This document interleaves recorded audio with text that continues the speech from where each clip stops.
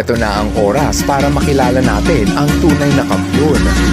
Sino sa limang ito ang kayang tumalo sa Philippine Eagle?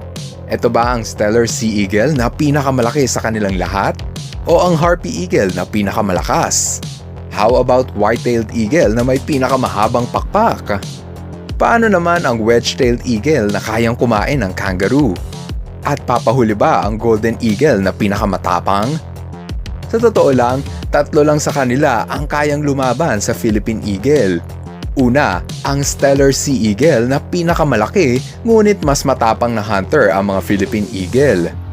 Mas malaki ang kuko at paa ng Harpy Eagle ngunit mas mabigat at mas matangkad ang Philippine Eagle. Mas maangas naman ang mga Golden Eagle ngunit sa lakas at bigat ng Philippine Eagle, siguradong wala itong binatbat sa kanila.